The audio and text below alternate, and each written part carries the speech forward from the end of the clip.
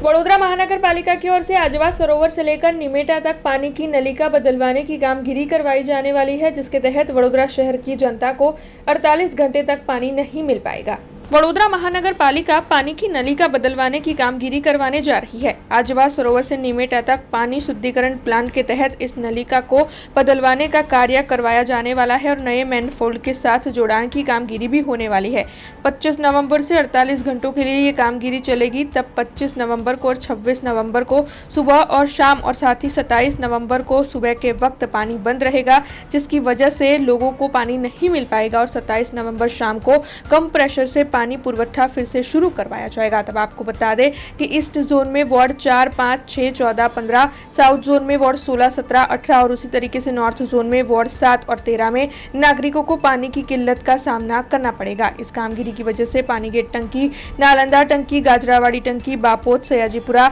कपुराई, लालबाग पानी की टंकी, सोमा तालाब और साथ ही उस और के कई इलाके को असर पहुंचेगी। तारीख 25 तारीखे सवारेथी कामगीरी हाथ धरवानी होय। पूर्व और दक्षिण विस्तार एटले के शहरना पूर्व विस्तार में जोईए तो पाणीगेट टाँकी, सयाजीपुरा टाँकी, आजवा टाँकी अंशतः रीते, नालंदा टाँकी, गाजरावाड़ी टाँकी, बापोट टाँकी आ विस्तार में सिवाय पाणीगेट टाँकी में जोईए तो शहरना जुबलीबाग छेक रावपुरा टावर सुधीनो विस्तार एमां तथा दक्षिण विस्तार में दंतेश्वर, सोमा तळाव, कपुराई टाँकी अने अंशतः रीते लालबाग टाँकी जे बेमां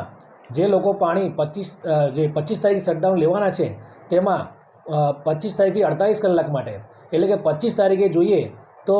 25 તારીખે સાંજે અને 26 તારીખે સાંજે પાણી વિતરણ બંધ રહેશે તથા જે સવારે પાણી મેળવે છે તેમાં 26 તારીખે સવારે અને 27 તારીખે સવારે એમ 2 દિવસ પાણી બંધ રહેશે અને આ શટડાઉન દરમિયાન શહેરના નાગરિકોને અપીલ છે કે કરકસરભર્યો ઉપયોગ કરે અને આ શટડાઉન માટે જે પાણી પુરવઠા વિભાગ અને મહાનગરપાલિકાને સપોર્ટ આપે। દિવસે આજવાથી લઈ નિમેટા સુધી નવીન ફીડર નળિકા નાખવામાં આવેલ છે મોટી, જે આગામી આયોજન માટે એટલે કે પ્લાન નંબર 4 અને 5 માટે પાણી મેળવવા માટે